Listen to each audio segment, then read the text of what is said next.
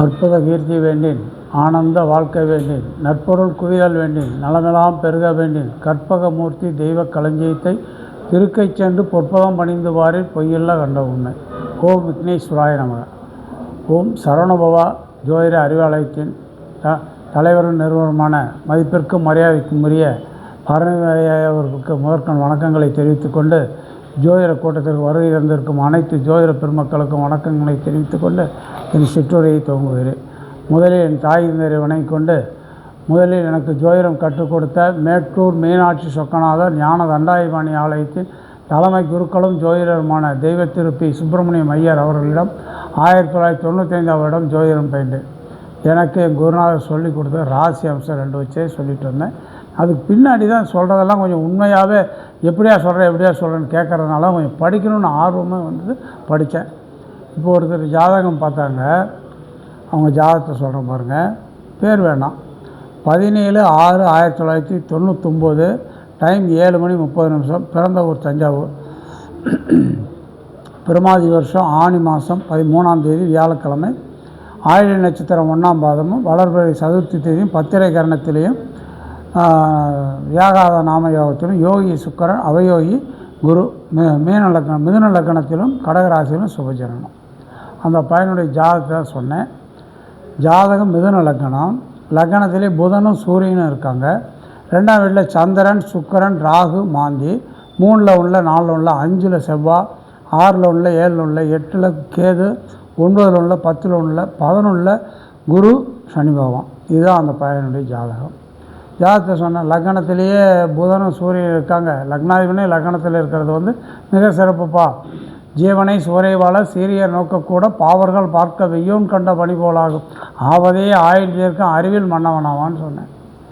உங்கள் பையன் நல்லா அறிவாளியுமா, நல்லா இருப்பான், அவங்கள்ட்ட எவரும் பேசி ஜெயிக்க முடியாதுன்னு. வாக்கு தனம் வாக்கு குடும்பஸ்தானம்னு சொல்லக்கூடிய 2ஆம் வீட்டிலேயே சந்திரன் இருக்கார். சந்திரன் வாங்கின சாரம் ஆயில்ய நட்சத்திரம், புதனுடைய சாரமே வாங்கியிருக்காரு. லக்னாதிபன் சாரம் லக்னத்திலே லக்னாதிபனே இருக்கார். அதான் சொன்னேன். தயவுடன் தனஸ்தானாதிபதி தனஸ்தானத்திலேயே ஆட்சியாக, கோணைதான் குமரனுக்கு கோலயத்தில் தனமிருந்தும் மானைதான் தான் மக்கள் பெண்டின் மடிநிரம்ப உண்ணாமல் பதனம் செய்வார், வீணைதான் போகரோட கடாட்சித்தாலே விதமாக புளிப்பானி உரைக்க கேளுங்க. உங்கள் பையன்கிட்ட 500 இல்லை 5000 கொடுத்து அனுப்பிச்சிங்கனாலும் பையன் ரொம்ப சிக்கனக்காரமா. பையன் அனாவசிய தேவையில்லாத செலவு செய்யவே மாட்டான், டீ காஃபியோட போய் கடையில் குடிக்க மாட்டான், ரொம்ப சிக்கனக்காரன். நீ கொடுத்த பணம் அப்படியே வந்துடணும். அது வேணும் முதல்ல. சாப்பிட்றா ஹோட்டலில் போய் சாப்பிட்றான்னா ஹோட்டலாம் சாப்பிட மாட்டேங்கன்னா வீட்டுக்கு வந்து தான் சாப்பாடே கேட்குறான் அப்படின்னாங்க.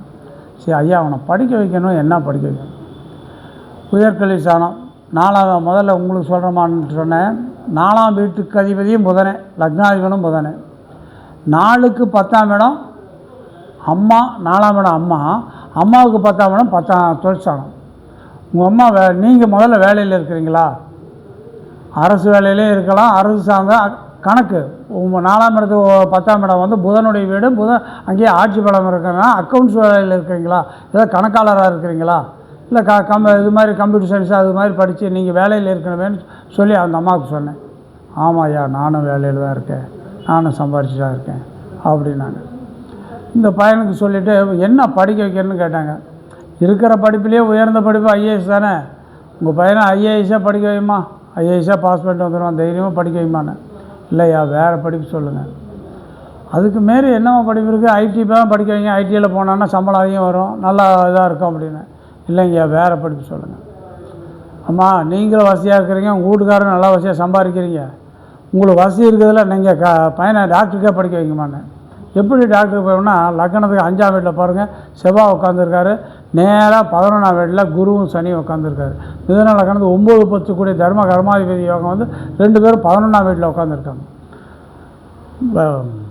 டாக்டருக்கே படிக்க வைமா, டாக்டருக்கே பையன் படிப்பான், படிக்க வைக்கிறது உங்களுக்கு வசதி இருந்தால் படிக்க வைங்கன்னு. அப்புறம் அந்த அம்மா சொல்கிறாங்க, டாக்டருக்கு தாயா படிச்சிருக்கான், டாக்டர் படித்து முடிச்சிட்டானா, படித்தெல்லாம் முடிச்சுட்டாயா, இப்போ மேற்கொண்டு படிக்கிறேங்கிறான். படிக்கிறேன், எம்டிக்கு படிக்க வைங்க, இல்லைன்னா எம்எஸ் படிக்க வைங்க. எம்டி படிக்க வச்சிங்கன்னா கார்டியாலஜி கூட அதில் வந்துடுவான். எந்த துறைக்கு போனாலும் இவன் அதில் ஒரு அதிகாரியாக தான் இருப்பான். ஏன்னா குருவும் செவ்வாயும் நேருக்கு நேர் பார்வை. 11ஆம் வீட்டில் குருவும் சனியும் இருக்கார், 5ஆம் வீட்டில் செவ்வாய் உட்காந்துருக்காரு. சொன்னேன். பிறபல செய்ய செவ்வாய் என்ன செவ்வாய் குரு பிறபல செய்வன் கூடி பேசும் ஒரு இடத்தில் இருக்க தரணியில் உதித்தார் மாத சற்குணம் மதியோராகி பிறபல நகருக்கு புகழ் அதிகாரியாகி விரவிய மனித செம்மொன் நிர்மலா தனவானவான. உங்கள் பையன் வேலை செய்கிற இடத்துல கூட ஒரு அதிகாரியாக தான் இருப்பான். அவன் போய் எந்த ஒரு இதுவும் செய்ய மாட்டான். டாக்டராக இருந்தாலும் இவன் 10 டாக்டருக்கு ஒரு அதிகாரி மாதிரி தான் அது பண்ணுவான். இவெல்லாம் டாக்டருக்கு போனாலும் ஒரு அதிகாரியாக தான் இருப்பான் அப்படின்னு. ஏதோ இவனுக்கு கீழே ஒரு 5-6 பேர் இருந்து எல்லாம் ஒரு இது பண்ணிகிட்ருக்காங்க ஏன்னா சொன்னாங்க. சரிம்மா, இவன் 5ஆம் வீட்டில் செவ்வாய் இருக்காரா, அதை வச்சு சொன்னேன். உடஞ்சென்ம லக்னத்து 9, 5, 10 முடவன் சே ரவி மூவரில் ஒரு இருக்க திடம் ஒரு பிதாவுக்கு 5ஆம் வீட்டில் செவ்வாய் 10ஆம் வீட்டில் சனி பகவானோ சூரியனோ இருந்தால் அப்பா பேச்சை கேட்க உங்கள் பையன் உங்கள் அப்பா அவருடைய அப்பா பேச்சை கேட்க மாட்டாருமா. உங்கள் பேச்சை வேணால் தலைக்கு மேலே தூக்கி வச்சுட்டு பேசுகிறான், ஆனால் அப்பா பேச்சை கேட்க மாட்டாருமா. ஏங்க கேட்குவேன்? அம்மா ஜாதகத்தில் அப்படி அமைப்பு இருக்குது. செவ்வாய் 5ஆம் வீட்டில் போய் உட்காந்துருக்காரு. அதனால் அப்பா பேச்சை கொஞ்சம் அதிகமாக கேட்க மாட்டான். 10 சொன்னால் 2 செய்வான், 8 விட்டுருவான். ஆனால் நீங்கள் 10 சொன்னால் 8 செய்வான், 2 விட்டுருவான். அம்மா பேச்சை மட்டும் தலைக்கு மேலே தூக்கி வச்சுட்டு பேசுகிறான். அப்பா பேச்சை கொஞ்சம் அவாய்ட் பண்ணுறான். அப்படி தான் இருக்கான். அப்பா சொன்னால் சரிங்கிறானோடைய பேச்சை கேட்க மாட்டேங்கிறான். 9க்கு 10 கூடிய 9ஆம் வீட்டு கைவை சனி பகவானும் 10ஆம் வீட்டு குருவும் 2 பேரும் சேர்ந்து 11ஆம் வீட்டில் இருக்கா லாபஸ்தானத்துலேயே. லாபஸ்தானத்துலேருந்து முயற்சி இவன் எடுக்கிற 3ஆம் இடத்த வந்து குரு 5ஆம் பார்வையை பார்ப்பார் பாருங்க. எடுக்கிற முயற்சிகள் அத்தனையும் ஜெயிப்பான். இவன் சர்வசாதாரணமாக தாராளமாக இவனை நம்பி நீங்கள் அனுப்புங்க, இது பண்ணிட்டு வந்துடுவான்னு சொன்னேன். சொன்ன வரைக்கும் பேல் போல் நல்லா இருக்கா, நல்லா எம்டிக்கு தான் போட்டிருக்கான் அப்படின்னு சொன்னாங்க. நம்ம சொன்ன படிப்பு கேட்டு அவங்களும் எம்டிக்கு தான் படிக்கிறதுக்கு இப்போ நீட் சர்வேக்கு அப்ளிகேஷன் போட்டிருக்கான். முந்தா நாள் தான் கொஞ்சம் பஞ்சபட்சியும் பார்ப்பேன். பஞ்சபட்சி பார்த்து அவனுடைய நட்சத்திர ஆயிலி நட்சத்திரத்துக்கு உண்டான பஞ்சபட்சி எடுத்து அந்த பட்சி அரசு தொழில் செய்கிற நேரத்தில் போய் பணத்தை கட்ட சொல்லியிருக்கேன். பணத்தை கட்டி எல்லாம் ரெடி பண்ணியிருக்கான். 100% பாஸ் பண்ணுவோமா, நம்பிக்கையே வைமான்னு. ஈரோட்டில் ஒரு பொண்ணு படிக்கிறதுக்கு இதே மாதிரி அவங்க அம்மா கேட்குறாங்க. சொன்னேன், உங்கள் பொண்ணு நல்லா படிக்குதுமா, செவ்வாயும் அந்த சந்திரனும் புதனும் நேருக்கு நேர் பார்வை, அன்புடன் மதிமால் கூடி அவனியில் உதித்த பாலன் இன்புறு வார்த்தை செயலன் எளிதன மக்கள் பெண்டு தம்பதி எதிர்கூடி சர்க்குண யோகி தென்புட கீர்த்தியோ சீர்புகளோடு வாழ்வோம். பேரோடும் புகழோடும் சொத்தோடும் சுகத்தோடு வாழ்மா அவங்க பொண்ணு. ஐஏஎஸ்ஸாக படிக்க வைமான்னு. ஐயா ஐஏஎஸ் படிக்க வைக்கதாயா கேட்குறேன். அப்படியா படிக்க வைமா, நல்லா பாஸ் பண்ணிடுறோம் அப்படின்னு. எப்படியா கொஞ்சம் நல்லா அம்மா உங்கள் பொண்ணு பள்ளிக்கூடம் சேர்த்துனது இது வரைக்கும் ஒரு வகுப்பில் கூட ஃபெயில் ஆகலை, அது உண்மையாக பையா? ஆமாங்க ஃபெயில் ஆகலை, நல்லா தான் படித்தேன். அப்புறம் ஏம்மா கேட்குறீங்க, சந்தேகப்பட்டு கேட்குறீங்க? ஐஏஎஸ்ஸை படிக்க வைமா. ஒரு நீங்கள் பஞ்சபட்சி பார்க்குறீங்கள, அது கொஞ்சம் பார்த்து சொல்லுங்கள். பஞ்சபட்சி எடுத்து அரசு பட்சி நேரம் கொடுத்தேன், ஐஏஎஸ் பாஸ் பண்ணிடுச்சு. என் பொண்ணு ஐஏஎஸ் பாஸ் பண்ணிட்டா 1/2 பவுன் மோதிரம் போடுறாங்க. அந்த மோதிரம் அவங்க சொல்லும்போது 22,000 ரூபா பவுனு. இன்றைக்கி 1 லட்ச ரூபா. நம்ம கேட்கறதா நியாயமாக அவங்க கொடுக்க தான் முடியுமா? கேட்கல. ஐயா ஐஏஎஸ் பாஸ் பண்ணிடுச்சு, வேலை தான் வரல. வேலை வருமா? ஐஏஎஸ் வேலையெல்லாம் உங்களுக்கு சர்வசாதாரணம் இல்லை, அதெல்லாம் சீனியாரிட்டி அடிப்படையில் தான் வரும். அதெல்லாம் கொஞ்சம் பொறுங்க. இப்போதைக்கு என்ன நீங்கள் பார்த்து 1.5 வருஷம் இருக்கிறது மேலே ஆச்சு, 1.5-2 வருஷமே இருக்கும். இப்போ பார்க்கணும், இப்போ என்ன திசா பற்றி என்னன்னு பார்த்து தான் உங்களுக்கு வேலை எப்போ வரும் என்னன்னு சொல்ல முடியும் அப்படின்னு சொன்னேன். சரிங்க நான் அனுப்புகிறேன், பார்த்து சொல்லுங்கள் அப்படின்னா. சொன்ன வரைக்கும் வேறுபாடு. இந்த பையனும் அதே மாதிரி தான். எம்டிக்கு எழுத சொல்லுங்கள் அதே மாதிரி எம்டி. லக்னத்திலேயே புதன் இருக்கார். அந்த புதன் மிதுன லக்னம். 4ஆம் வீட்டு கைவி தானே, தாய் தானே தானே. இந்த 4ஆம் வீட்டுக்கு 10ஆம் வீடு எடுங்க. அம்மாவுக்கு 10ஆம் வீடு தொழிற்சானமா, அம்மாவுக்கு தொழிற்சானம். அதில் நீங்கள் சம்பாரிச்சிட்டு இருக்கீங்க, நீங்கள் வேலைக்கு போயிட்டுருக்கீங்களா, அக்கௌண்ட்ஸா கணக்காளராக போகிறீங்கன்னா? ஆமாங்க ஐயா கணக்காளராக அக்கௌண்ட்டாக தான் போயிட்டுருக்கேன், ஆடிட்டிங் பண்ணிகிட்ருக்கேன் ஒரு கம்பெனியில் அப்படின்னா. சரிம்மா நல்லாயிருக்கு அப்படின்ட்டு சிம்பிளாக தான் சொன்னேன். சொன்ன வரைக்கும் எதுவுமே ஃபெயில் போகலை. ஏன்னா என் குருநாதரும் ஐயர், அவங்களெல்லாம் கற்றுக்கிறதுனா சர்வசாதாரணமாக கற்றுத்தர மாட்டாங்க. கற்றுக் கொடுக்குறது கல் மேலே எழுத்து மாதிரி தான். அப்படியே ஆணி திருத்தமாக சொல்லி தருவாங்க. பசுமரத்து ஆணிக்கோ பதிவுன்னு சொல்கிறாங்களோ அது மாதிரி தான் சொல்லி கொடுத்தாரு. சொல்லி கொடுத்த வச்சு அதை செஞ்சுட்டு வந்தால் இது வரைக்கும் எதுவும் ஃபெயில் போகல, நல்லாயிருக்கு. ஒரு சிம்பிளாக சொல்கிறேன், நிறையா சொல்லிட்டு வந்தால் நிறைய பேர் பேசணுங்கிறதுனால சிம்பிளாக சொல்கிறேன். ஒரு பையன் மீன லக்கணம், லக்னத்துக்கு 5 கூடிய சந்திர 4ஆம் வீட்டில் சுகஸ்தானத்தில் போய் தாய் ஸ்தானத்தில் உட்காந்துருக்கான். 5ஆம் வீட்டில் ஒன்றும் இல்லை. 6ல் வந்து குரு செவ்வாய் சந்திரன் ராகு சுக்கரன் 4 கிரகமும் 6ஆம் வீட்டில் போய் மறையுது. லக்னாதிபனும் 6ல் போய் மறைஞ்சிட்டான். அதெல்லாம் சுக்கரன் 6ல் 3 8 கூடிய சுக்கரனா அவரும் போய் 6ல் மறைகிறாங்களா? எப்படி இருக்குன்னு சொன்னேன். நம்ம இந்த பாவம் டு பாவம் பார்க்கணும்.